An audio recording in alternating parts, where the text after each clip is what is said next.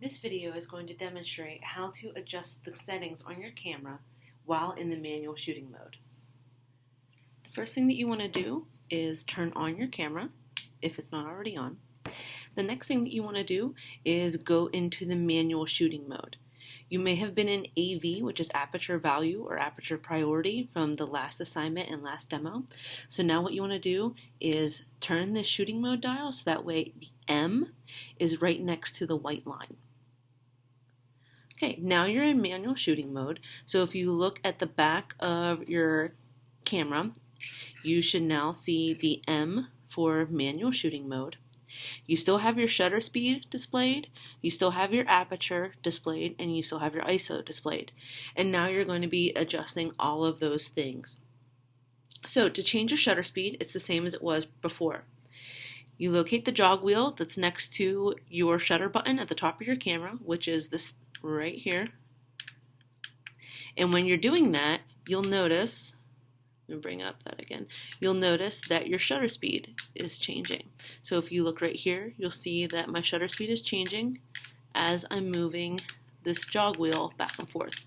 So that is still the same. Shutter speed still controls light in your photo, and it still controls the motion blur. So a slower shutter speed, or we also refer to it as longer shutter speed, long exposure, would be something in this range. So something that's showing seconds, so this is 2.5 seconds, or even something like 1/10. That's a slow shutter speed, and that will show motion blur.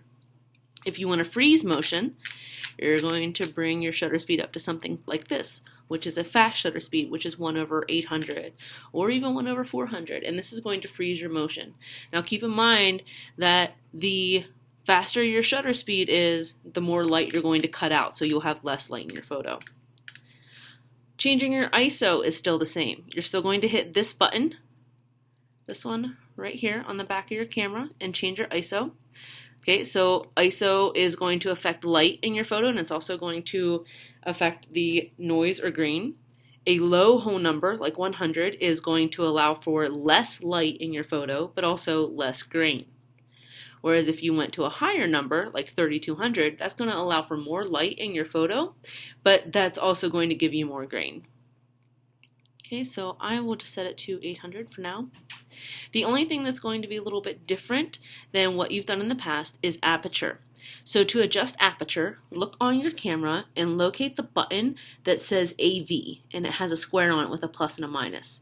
This is going to be how you can change your aperture while you're in manual shooting mode. So here's what you have to do. It's kind of like 2 steps. You have to hold down this button, okay, so that AV button, hold it down, and you also have to move the jog wheel.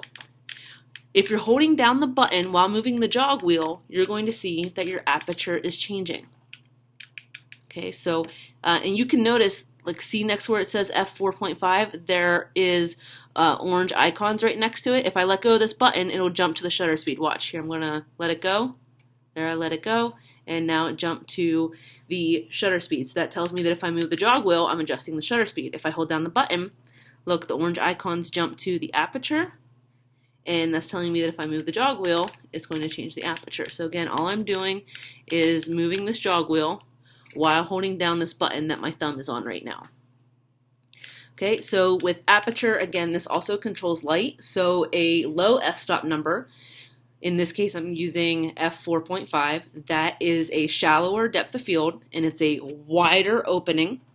And what that's going to do is allow for more light, and that's also going to give you a shallow depth of field. If you have a closed down aperture like f22, that is a much smaller opening, and that's going to give you a deeper depth of field. So more things are going to be in focus, but that also means you're going to have less light. Okay, so now what you're going to do is use all of the knowledge that you have for shutter speed, ISO, and aperture, and put all those things together. So you're going to have to decide, what do you care more about in your photo? Do you care about freezing the motion? Do you care about depth of field? And then set your settings depending on each one of those things. Still keeping in mind how they affect light. Okay, that's going to matter as well. But this is really going to be up to you to kind of decide what your settings should be. The focus is still going to be the same. You can use autofocus or manual focus. That isn't going to matter. If you're doing long exposure photography or slower shutter speed photography, like where you're turning off the light, you're probably going to want to use manual focus. But for most things, you can use autofocus. It's really up to you and a matter of preference. Okay, so with the manual shooting mode, really the hardest thing is trying to remember all three of those things. So shutter speed, ISO, and aperture, and what all three of those things do separate and how they affect your photo. So don't get frustrated if the first 5 photos aren't turning out the way that you want. What I would do is I would set my shutter speed. Okay, so like right now, I feel like the shutter speed is a little bit too fast, maybe like 1/60. And here's the other thing. I actually have an exposure meter on this camera. So you see the numbers that starts -3 and goes all the way up to +3. That's an exposure meter. So what that's telling me is how dark or how light my photo is. So if I tap my shutter button, so you can see that pin that's blinking on -3, that is telling me that this photo is too dark. Okay, so what are the things that I know that controls light? Well, I know the shutter speed does. All right, and honestly, if I go down any lower than 1/100, I'm probably going to get a blurry photo, so I don't want that. So I'll leave it at 1/100, tap the shutter speed again, or I'm sorry, tap the shutter button again, and it's still blinking in -3. So that's telling me that it is underexposed or too dark. I don't want that. So what else controls light? Well, my ISO does. So let me turn up my ISO. Maybe I'll try 1600. And then I will tap the shutter button, still blinking in -3. Put this a little bit closer so you can see. Tap it again so you can see it's still blinking -3 over here. So what else can I change in my photo to make my photo brighter? Well, I can change the aperture. So I'm going to hold down the aperture button, which is right here, and then I'm going to make for a shallower depth of field, which is going to allow for more light. So now when I tap the shutter button, there, look, it's in like the -1 to the middle part is essentially 0. So you can see this. Now, if you take photos during or using the viewfinder, you'll also see this same exposure meter as it is here in the viewfinder. So start using this exposure meter and help let the camera tell you if you need to let in more light or if you need to kind of close it down. So now I'll just take a test shot. I don't even know what it's focusing on here. I'm just kind of guessing. And I took the photo. And look, there's a photo of my curtains, okay? So, but the exposure on that photo isn't really that bad. Like, it's a balanced exposure. There's nothing that's too dark, nothing that's too bright, and that's what we want. So, again, you need to adjust your settings to allow for more light or to close light out depending on what you're taking a photo of and where you are. Keep in mind that even though now you have the chance to change all 3 things, there's still going to be some lighting situations where it's too dark. Even though you have all these things that you can change, it still might be too dark and you still might have to turn on more lights or do it earlier in the day. Okay, so really start to use that exposure meter. Like I said, it's also going to show up in the viewfinder. If you use the back of your camera, the LCD screen, to take photos, the exposure meter is down here. Okay, so you have your shutter speed, you have your ISO, you have your aperture, and then you have your ISO over here. So still just use that. There you go, that exposure meter, so you can see the pin that's down there, and it's telling me that it's slightly underexposed, but not too bad. Okay, as long as it's between the ones, you're probably, in most cases, going to be okay. It also depends on where you aim your camera. So even though it looks like to our brains that all of the light over in this area is the same, it might not be. So for example, this table is much darker than the curtains. So if I tried to aim the camera down and take a photo of the table, if you can see, but it actually has the pin down here like in between -2 and -3. Okay, so it's going to matter where you aim your light. Now to get that pin to show up, I'm in autofocus. I'm just holding the shutter button halfway down. Okay, I just hold it halfway down. Okay, let it get focused, or just tap it halfway down, and then you're going to see that pin show up. Okay, and that's what you really want to pay attention to. So let this exposure meter give you a better understanding of how much light is going to be in your photo, and then adjust your settings based on what this exposure meter is saying. And there's nothing wrong with taking a test photo. Like, this is just a guide. So take a test photo once that pin is between the ones and see what it looks like, and then kind of adjust your settings from that. So that is pretty much the basics of using the manual shooting mode. Okay, the manual shooting mode on the Canon Rebel camera.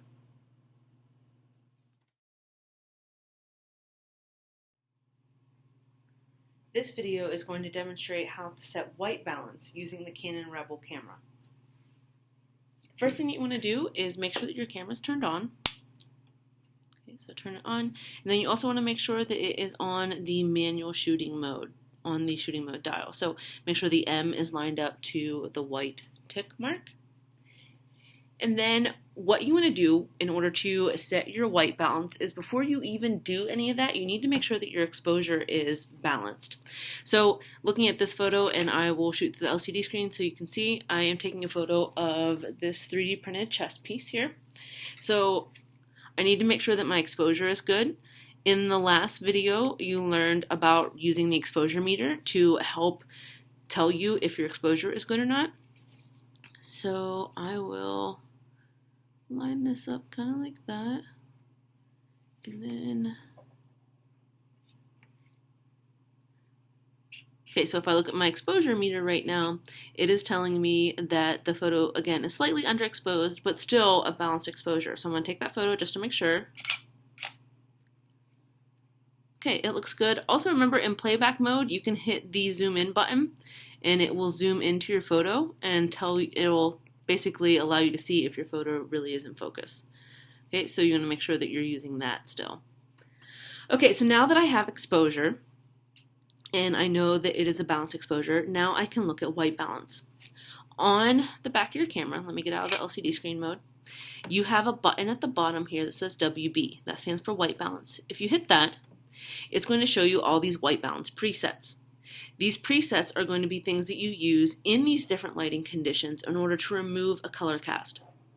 I will be honest with you and tell you that on the Canon Rebel, most of the time, the auto white balance is going to do a pretty good job. However, there are going to be times whenever you take a photo and you're going to notice a color cast. So let's say that you're outside and it is full sun, sunny, nice, beautiful day. Well, you're probably going to want to go in the daylight setting. Shade, cloudy. Most indoor lighting situations could use tungsten or white fluorescent. If you were using the flash, which we're not, but if you were using the flash, that's usually a cooler color tone, and this is the white balance preset you will use for that. This last one is custom, and we are going to use that one to do custom white balance in a little bit.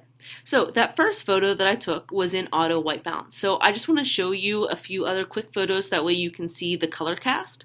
So obviously if it's a warm sunny day, you're still going to have those nice yellow-orange tones. So I am going to hit set. Okay, so I know that I'm using the daylight white balance preset because I see the icon for it right there. Okay, again. All right, so maybe even right away you can see the yellow tones in the photo, especially like that back wall and those lace curtains. They're supposed to be white, and you might be able to tell that they're a little bit yellow right now. So let me take the sample photo and you can see it. Okay, so taking a look at these photos. Let me get it so you can see it here, and I will put it in playback on the video as well. So there's the yellow and there's the auto white balance. Okay, yellow and white auto balance. So definitely a difference, and you can go through the rest of these and just see. You never know how it's going to help clean up a color cast. So if you're noticing a color cast, definitely do not hesitate to go in and adjust this. You don't want to have an obvious color cast on your photos, especially because, yes, you can do it in Photoshop, but hey, this is so much quicker and so much easier, so why not set it up? All right, let me try tungsten and see what tungsten looks like. Again, you don't have to be shooting through the LCD screen. You can be using the viewfinder. I'm just doing this for the sake of the demo. Okay, so big difference here in those colors. Okay, look at that. So let's say that no matter what you do, you still have a color cast in your photo. Well, you go through all these different white balance presets and none of them are fixing it. That's when you use custom white balance. So I am just going to go back to auto white balance for a second. Now, if you want to do custom white balance, one thing that you're going to have to do, and I'm going to move this out of the way for a second, is you are going to have to photograph something neutral in color. A lot of times photographers will carry around a neutral gray card with them, but let's be honest, you guys don't need to go out and buy a neutral gray card for the sake of this. Simply having a piece of white paper is enough. And here's the thing, this is just the back of the letter of something I got in the mail. Okay, so there's writing on one side of it. You can see there's like this little sticker on here. Not a big deal. I'm not concerned at all. You just need a white piece of paper so that way you can photograph the white side of it. Okay, so here's what you're going to do. First, set your focus to manual focus. Okay, so now I'm on manual focus. The exposure still just has to be balanced. And whenever you photograph this, you are going to want to photograph this so that way you're going to point the lens straight at the white piece of paper. How I am doing this right here. So I'm going to turn this around so that way you can see on the back of the camera what this looks like. Okay, so I'm actually just going to set my camera down so you can see. Alright, so it will actually, in the photo, that white piece of paper has to completely fill the frame, like how it does right here. Okay, so this is going to tell me that, like, if you're using autofocus, this isn't going to work because the camera isn't going to be able to see this white piece of paper. So I'm actually going to use the camera strap to help stabilize this lens so that way I can focus in manual focus. Okay, here we go. So you can see the white piece of paper is completely filling my frame. That's what you need. And then I'm going to adjust the focus ring. And honestly, it doesn't even have to be completely in focus because you just need the fact that it's white. All right, you don't want to go back too far. Do you see how I have a little bit of the table